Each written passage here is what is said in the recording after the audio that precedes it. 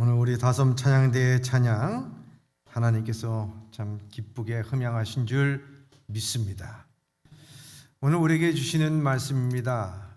구약의 시편 1편 1절서부터 6절까지의 말씀, 저와 여러분이 한 절씩 교독하고 마지막 절은 합독하도록 하겠습니다. 제가 먼저 봉독합니다. 복 있는 사람은 악인들의 꾀를 따르지 아니하며 죄인들의 길에 서지 아니하며 오만한 자들의 자리에 앉지 아니하고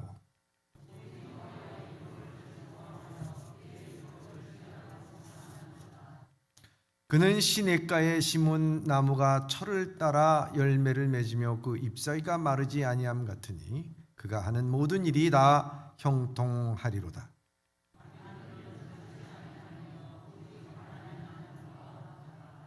그러므로 악인들은 심판을 견디지 못하며 죄인들은 의인의 모임에 들지 못하리로다. 무릇 의인들의 길은 여호와께서 인정하시나 악인들의 길은 망할이로다. 아멘.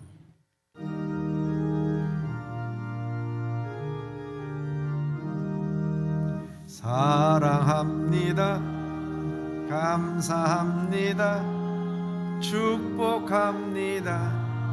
승리 인사 나누시면서요. 사랑합니다. 감사합니다. 축복 승리하세요. 할렐루야. 저는 1월 달을 맞이하면서 우리 교회의 1년 표로 말하고는 말씀대로 나를 살아나게 하소서 라는 제목을 갖고서 함께 말씀을 나누고 있습니다.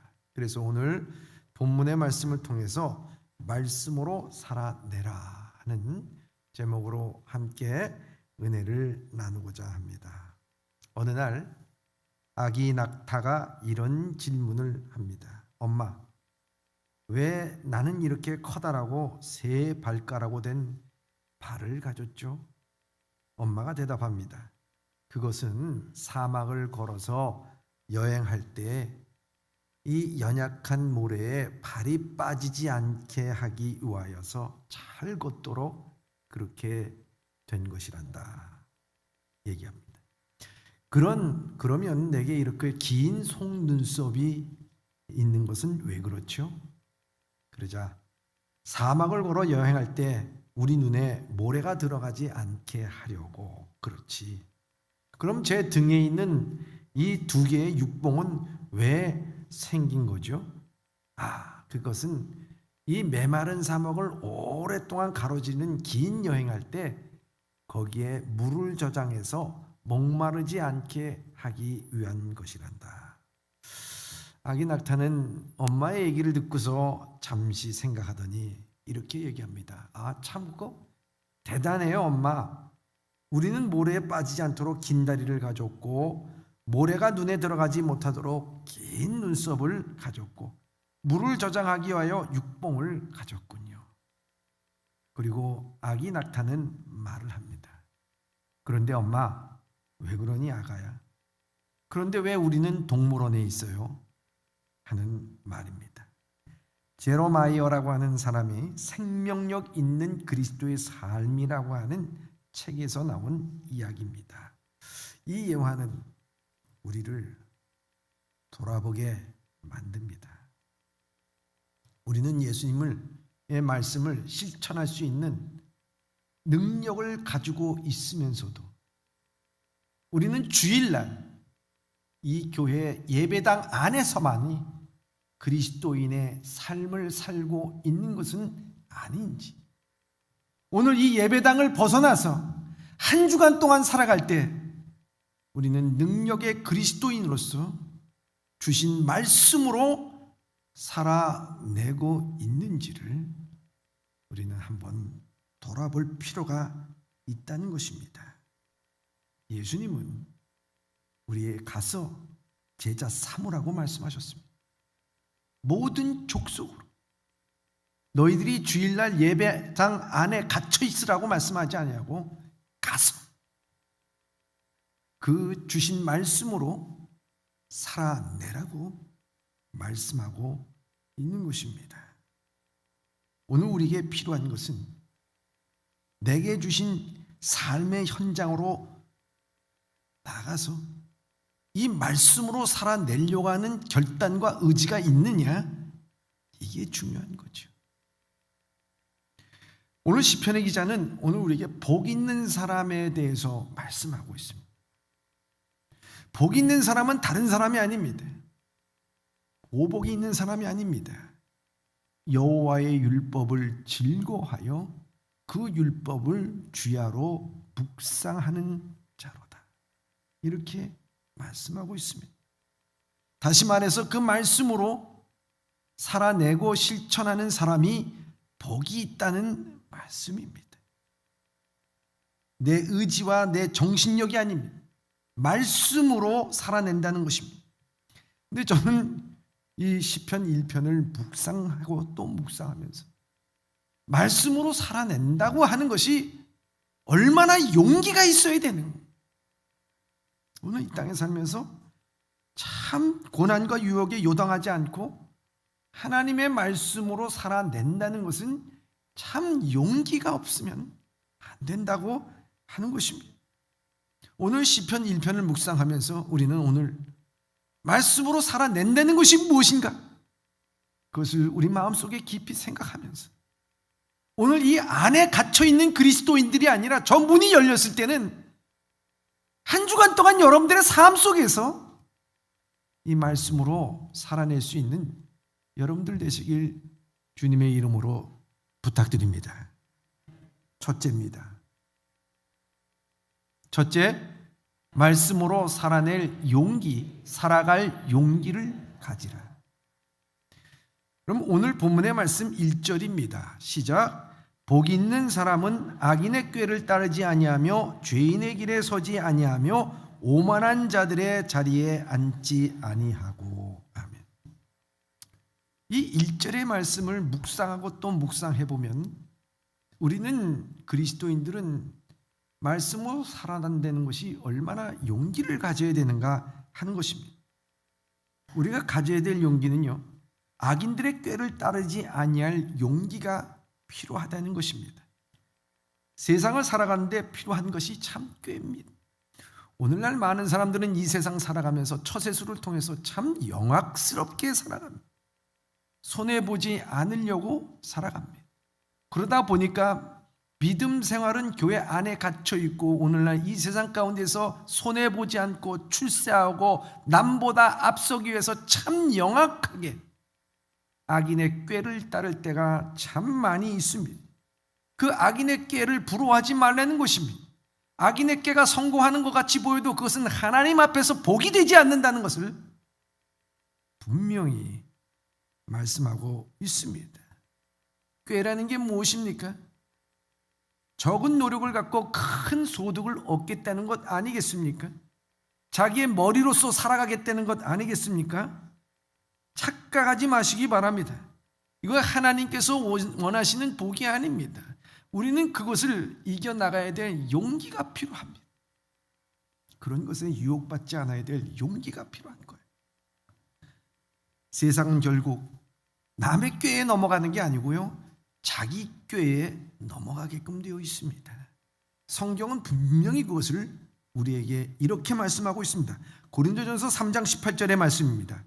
시작. 너희 중에 누구든지 이 세상에서 지혜 있는 줄을 생각하거든 어리석은 자가 되라. 그리하여야 지혜로운 자가 되리라. 아멘. 이 세상에서 영악하게 살지 말라는 거예요.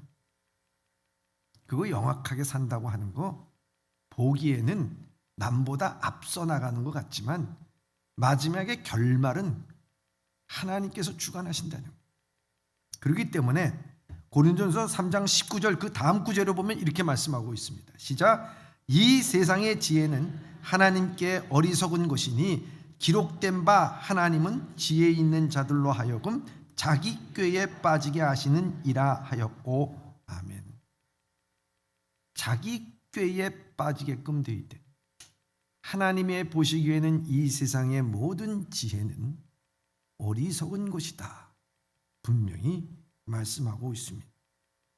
우리는 이런 자기 꾀에 빠지지 않고 살아갈 용기를 가져야 하는 것입니다. 이런 유혹 앞에서 말씀으로 살아낼 용기를 가져야 하는 것입니다. 또 한 가지는 죄인의 길에 서지 아니할 용기가 필요합니다. 죄인들의 길에 서지 아니할 용기. 성경은 죄인의 길이 굉장히 넓다라고 얘기하고 있습니다. 예수님께서는 마태복음 7장 13절 14절에 이렇게 말씀하고 있습니다. 시작. 좁은 문으로 들어가라. 멸망으로 인도하는 문은 크고 그 길은 넓어 그리로 들어가는 자가 많고 생명으로 인도하는 문은 좁고 길이 협착하여 찾는 자가 적음이라. 아멘. 죄인의 길에 서다 보면 좀 행복한 것 같습니다. 넓다란 길입니다. 세상이 다 인정하는 길입니다. 세상 사람들이 가는 길입니다. 거기에 서로 앞서거니 뒤서거니 합니다. 세상이 인정하는 길은 참으로 이 세상에서 뿌듯한 것 같습니다. 여러분, 죄를 짓는 사람 가운데 이 마음속에 공범의 의식이 다 있다는 거예요. 공범의 의식. 여러분, 왜 공범의 의식이 있느냐? 그것은 이 자기가 죄를 짓는 게 나만 죄를 짓는 게 아니라는 거예요. 오늘날 살아가면서 우리는 얘기합니다. 아니, 그리스도인들조차도 이 세상에서 죄를 지면서 이렇게 얘기합니다. 나만 그런가? 나만 그런가? 세상이 다 그래. 그런데 나보러 어쩌란 말이야. 그러면서 넓은 길로 갑니다. 그 길은 멸망의 길이라고 얘기하는데도 불구하고 그 길로 가는 것입니다. 그 길은 심판의 길이고 하나님이 원하시는 길이 아닙니다. 세상 사람들이 아무리 그 길로 간다 할지라도 하나님께서 원하시는 길이 아니면 그 길로 가지 아니할 용기를 가지라는 말입니다. 세상의 길은 자신의 편안과 출세를 위하여 또한 물질을 얼마나 가졌는가가 평가하고 또한 수단과 방법을 가리지 않고 결과만 좋으면 과정이 무시당하는 넓은 길입니다. 살아갈 때 하나님의 말씀은 뭐라고 얘기합니까? 심령이 가난한 자는 복이 있나니 천국이 저희 것이라고 말씀하고 있습니다. 그러나 우리는 심령이 가난해질 용기를 갖지 못합니다. 내가 물질이 없어서 가난해도 나는 하나님 한 분으로 만족합니다라고 고백할 용기가 없습니다. 물질 가져야죠. 물질 갖는 게 문제가 아닙니다. 잘 사는 게 죄가 아닙니다. 그러나 우리가 하나님 한 분으로 만족하지 못하는 삶이 문제입니다. 진실을 맞이할 용기. 거짓말하지 않고 가난하게 살아도 비교당하는 것에 대해서 무관하게 살아낼 용기. 세상의 미움을 받을 용기를 가져야 되는 것입니다. 이런 용기 우리는 참 필요합니다. 또한 오만한 자들의 자리에 앉지 아니할 용기가 필요합니다. 사람들은 이 세상에 출세하면 출세할수록 명령하고 듣는 사람들이 늘어나게 됩니다. 그래서 자신도 모르게 그 능력 있는 사람인 것처럼 우리는 착각하고 살아갑니다. 오만한 자의 자리에 앉으면 앉을수록 행복하다라고 생각합니다. 그러나 하나님이 보시기엔 그렇지 않습니다. 마태복음 4장에 보면 사단이 예수님을 미혹할 때도 예수님께서는 기록하였으되 사람이 떡으로만 살 것이 아니요 하나님의 입으로 나오는 모든 말씀으로 살 것이니라고 우리에게 말씀하시면서 하나님의 말씀으로 시험을 이겨나갔습니다. 사랑하는 예복의 성도여, 어느덧 우리는 오만한 자의 자리에 앉고 싶어하는 마음이 있지 않습니까? 유혹이 있지 않습니까? 주님을 위한 희생의 대가를 바라지 않을 용기. 섬김의 삶을 살 때 남들에게 무시당하는 것에 대해서 자존심이 전혀 상하지 않을 용기, 불의한 높은 자리에 앉지 않을 용기, 모든 사람들을 사랑으로 대할 용기가 우리에게는 참 필요한 것입니다. 주님께서도 마가복음 10장 44절과 45절에 이렇게 말씀하고 있습니다. 시작. 너희 중에 누구든지 으뜸이 되고자 하는 자는 모든 사람의 종이 되어야 하리니 인자가 온 것은 섬김을 받으려 함이 아니요 도리어 섬기려 하고 자기 목숨을 많은 사람들의 대속물로 주려 함이라. 아멘. 복 있는 사람으로 말씀으로 살아낼 용기가 있는 사람, 폴 틸리라고 하는 신학자는 이렇게 얘기합니다. 용기란 차선이 없는 것이다 말합니다. 여러분, 이렇게 살아갈 용기가 없으면 나는 차선으로 이것을 선택하지 차선이 없는 겁니다. 오직 그 말씀으로 내가 살아내지 않으면 나는 살 수가 없습니다. 이게 용기입니다. 오늘 복 있는 사람은 바로 이와 같이 악인의 꾀를 따르지 않고 죄인의 길에 서지 않고 오만한 자의 자리에 앉지 아니할 용기, 그 용기를 갖고 살아가는 것이 바로 말씀으로 살아내는 것입니다. 두 번째, 말씀으로 살아낸다는 것이 뭐겠습니까? 둘째입니다. 둘째, 말씀으로 관심의 대상을 옮겨라. 오늘 본문의 말씀 2절의 말씀입니다. 시작. 오직 여호와의 율법을 즐거워하여 그 율법을 주야로 묵상하는 도다. 아멘. 말씀으로 살아낼 용기를 가졌다면 이제 우리는 그 관심의 대상을 바꿔야 한다는 것입니다. 용기를 가졌는데 우리의 관심의 대상이 여전히 세상이라고 하면 우리는 언젠가는 무너지게끔 되어 있습니다. 오늘 본문의 말씀에 그 여호와의 율법을 즐거워하여 그 율법을 낮에만이 아니라 주야로 묵상하는 자로다 말씀하고 있습니다. 묵상이라는 말을 우리는 많이 듣습니다. 그러나 이 묵상이라는 말이 우리 마음에 와닿지 않을 때가 참 많이 있습니다. 우리의 관심의 대상이 되는 것에 대해서 우리는 늘 생각합니다.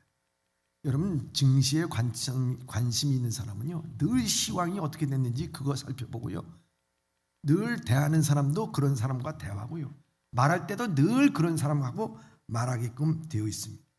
자식 걱정하는 부모, 늘 자식 자랑, 자식 생각, 자식에 대한 걱정에 해가 뜨고 해가 집니다. 사업하는 사람들은 어떻게 돈을 벌어 많은 이익을 남길까 하는 것에 대해서 늘 정보 교양을 하면서 살아갑니다. 머리에 온통 그 생각뿐입니다. 그게 묵상입니다. 그게 묵상입니다. 내가 늘 생각하고 관심 갖고 말하고 또 이해하려는 것, 그게 묵상입니다. 그런데 복 있는 사람은 그 묵상의 대상이 증시가 아니고 돈이 아니고 사업이 아니고 자식이 아니라 바로 하나님의 말씀이라는 데 있다는 거예요. 하나님의 말씀에 온통 머리가 꽉 차 있습니다. 마음에 꽉 차 있습니다. 찌르면 말씀에 대해서 나오게 됩니다. 은혜 받은 것에 대해서 나오게 됩니다. 말씀을 통해서 삶을 살아내려고 합니다. 그래서 시편의 기자는 말씀을 묵상하는 모습을 시편 119편 103절에 이렇게 말씀하고 있습니다. 시작. 주의 말씀이 맛이 내게 어찌 그리 단지 내 입에 꿀보다 더 다나이다. 하나님의 말씀이 너무 달되는 거예요. 참 이거하고 비교하면 안 되지만요, 술 좋아하시는 분은요, 늘 술 생각을 하면서 술 한 잔이 들어가면 술이 씁니까 답니까? 왜 대답을 안 하십니까? 잘 경험을 안 하셔서 그래요. 하나님의 말씀이 답니다. 한 선교사가 그 집에서 희미한 불빛 아래 성경책을 읽고 있었습니다. 그는 마치 무언가 잃어버려서 그것을 찾는 사람처럼 진지하게 성경책을 바라봅니다. 지나가던 행인이 그것을 바라보면서 뭔가 찾는 것 같고 너무 진지해서 무엇을 찾고 있습니까? 하니까 이 선교사가 주저없이 대답합니다. 예, 제가 순종하지 못한 하나님의 말씀이 성경 어디에 남아있나 그거 찾고 있는 중입니다. 사랑하는 성도 여러분, 이런 태도로 말씀을 읽고 있습니까? 하나님의 말씀을 매일 묵상합니까? 사무엘처럼 주여 말씀하시옵소서 내가 듣겠나이다 고백하고 있습니까? 하나님께서 우리에게 말씀하실 때 우리는 기꺼이 순종할 것입니까? 여호수아서 1장 8절에 보면 이렇게 말씀하고 있습니다.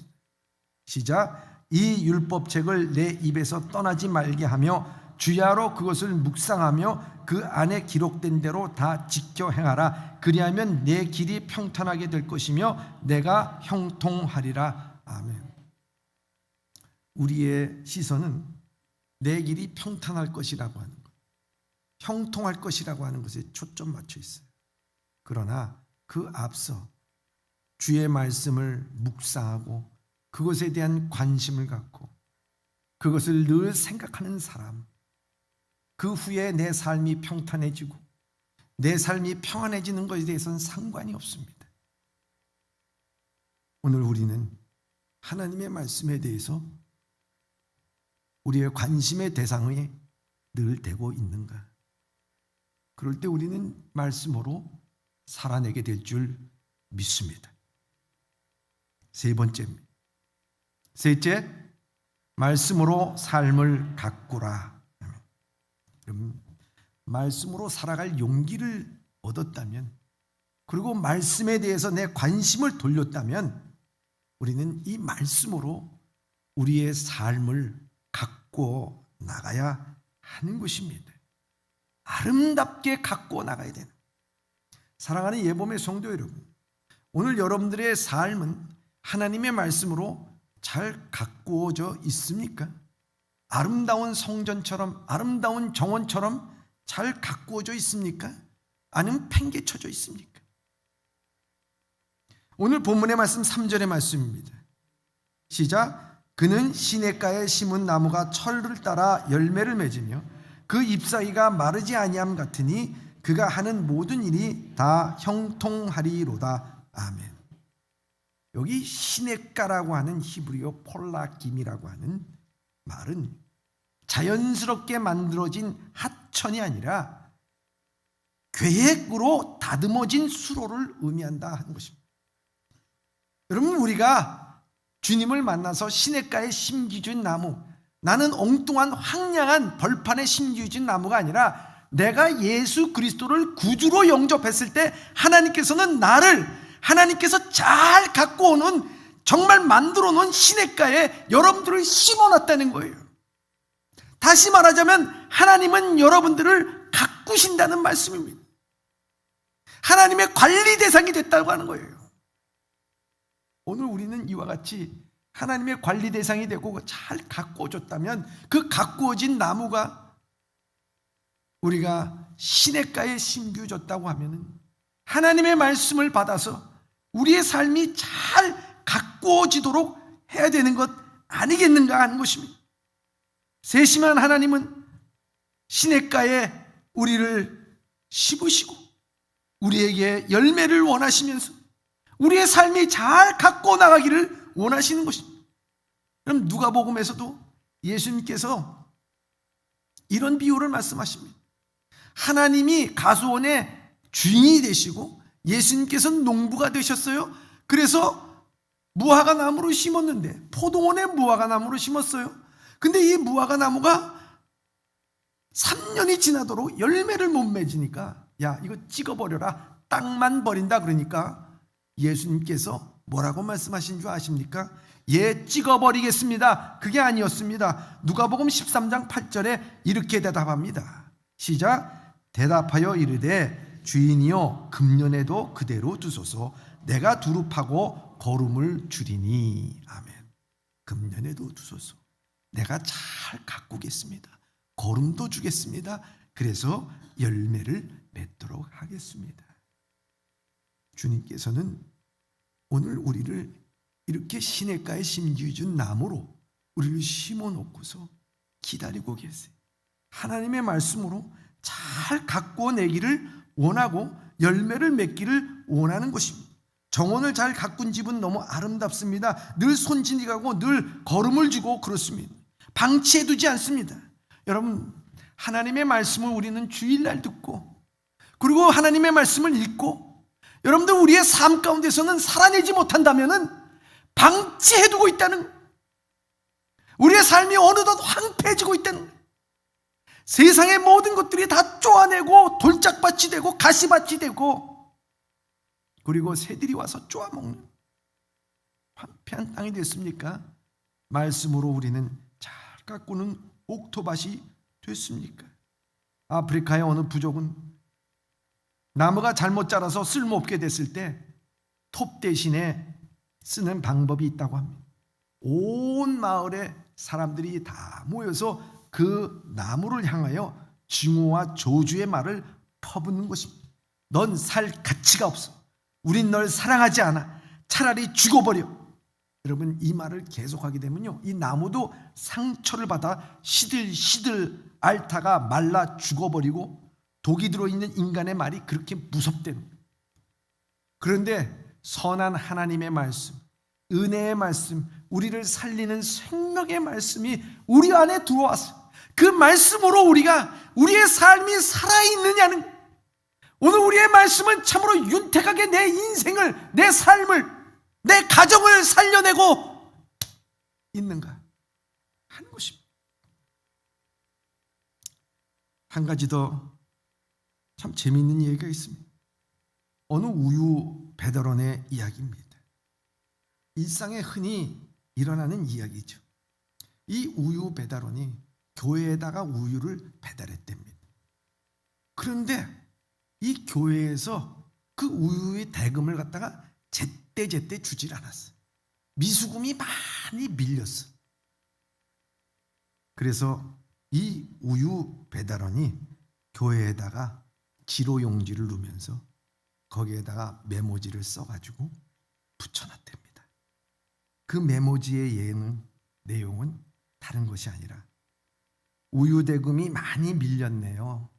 무척 바쁘신 모양이에요. 이번 달에는 꼭 입금해 주시리라 믿습니다. 아멘. 주님의 은총이 항상 함께 하기를 기원합니다. 할렐루야. 그날 그 교회에서 대리점으로 전화 와가지고 그 입금 번호를 알려달라고 해서 그날 바로 통장에 입금이 됐더랍니다.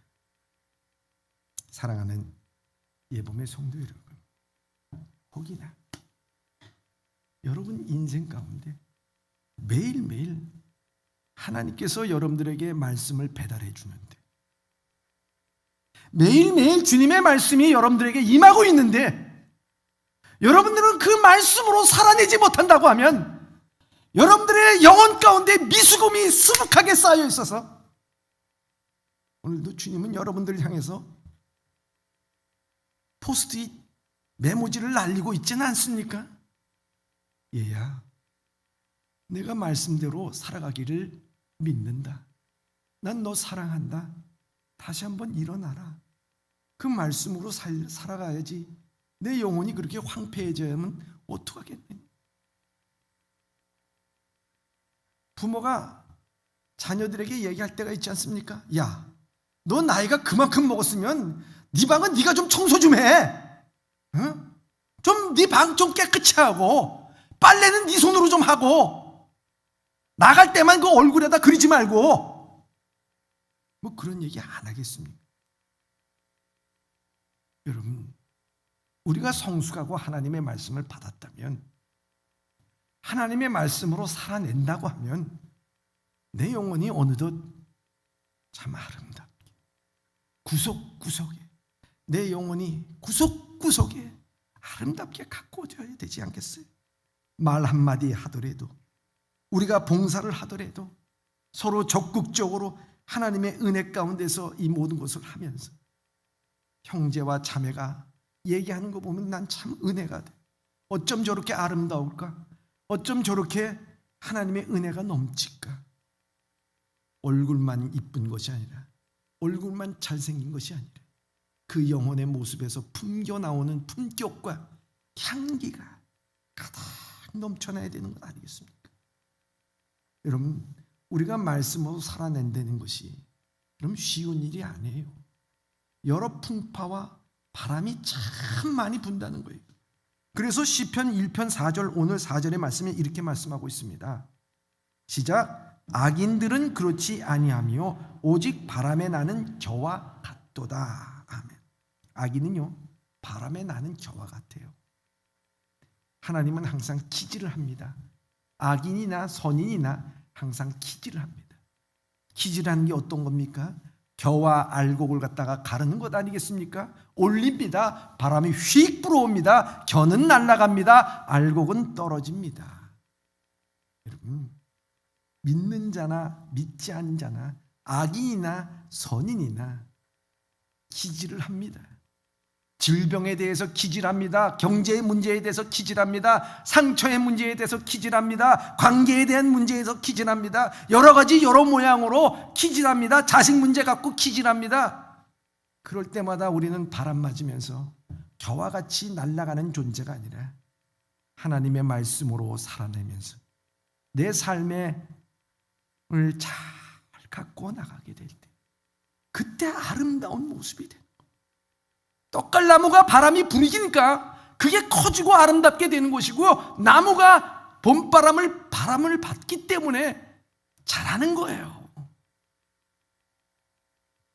말씀을 이겨나간다는 것, 바로 이와 같은 바람을 잘 견디고 모든 유혹과 시험과 풍파에서 말씀으로 살아내니까 그 영혼이 어느덧 아름다운 영혼이 되는 줄 믿습니다. 넷째입니다.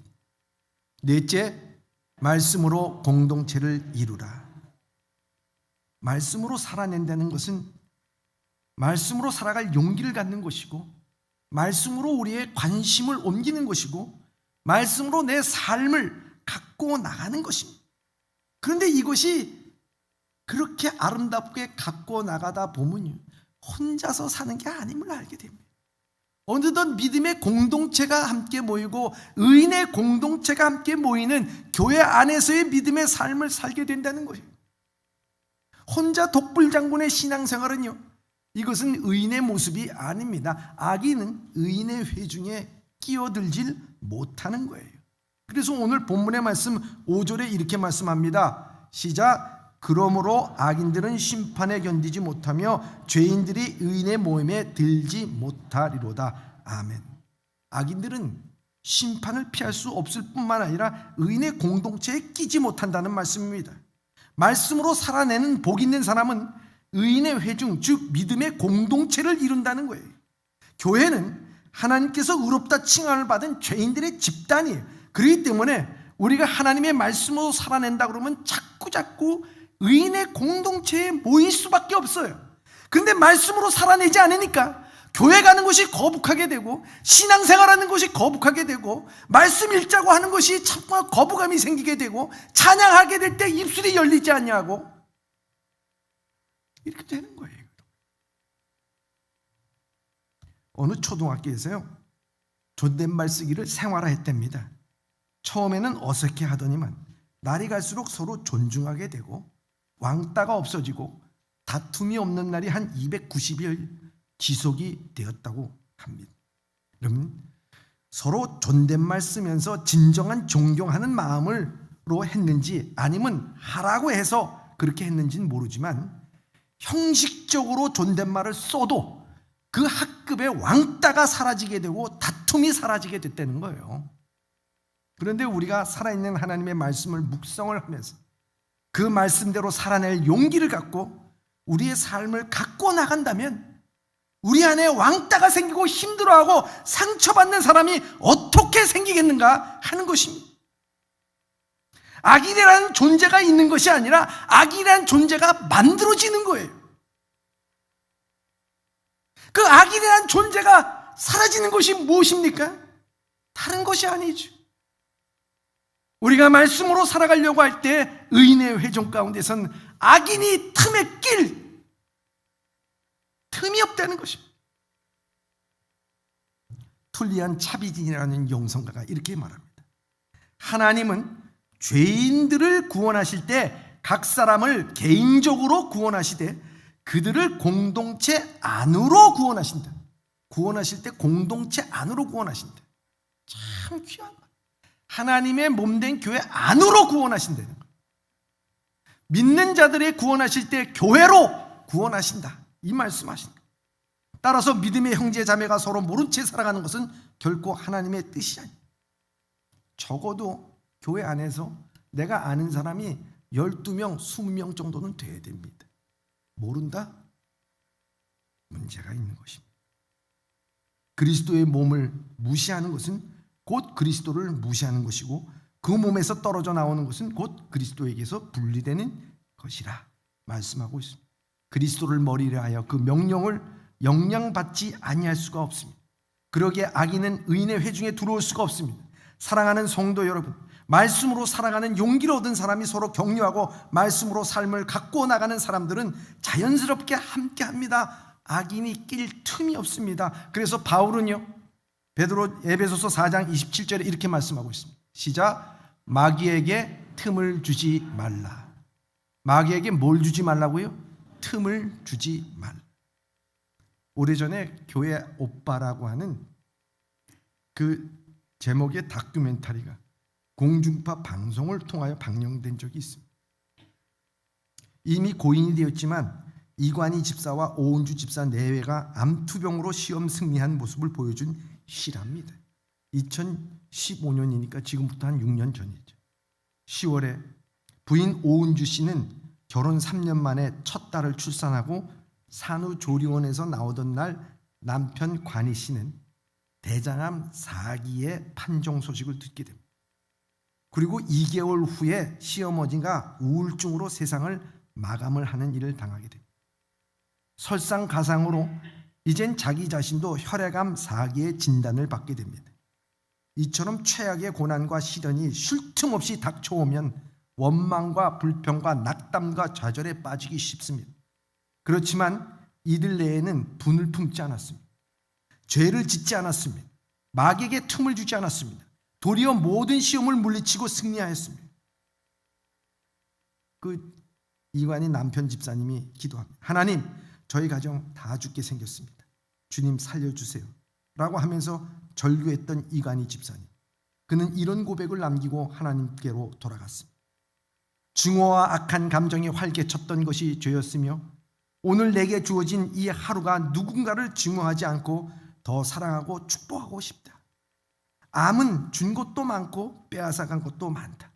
내가 받은 은혜를 계산해 보면 받은 은혜가 많아 감히 하나님을 원망할 수가 없다. 사람들은 완치에만 기적이라고 말하지만 우리의 삶을 하루하루 살아가는 것 자체가 기적이다. 아멘. 이관희 집사님, 그는 마지막까지 극심한 고통 속에서 몰핀을 맞지 않았습니다. 그 이유는 무엇인가? 온전한 정신으로 하나님의 말씀을 듣기 위해서라고 말하고 있습니다. 말씀으로 살아갈 용기, 그리고 말씀으로 관심을 갖고 그 삶을 바꾸어 나가고 가꾸어 나갈 때 우리 가정은 교회 안에서 사단이 낄 틈이 없어. 우리 가정 안에 사단이 낄 틈이 없어. 우리 교회에 사단이 낄 틈이 없어. 내 사업장에 사단이 낄 틈이 없는 그런 삶을 살아가기를 주님의 이름으로 축원합니다.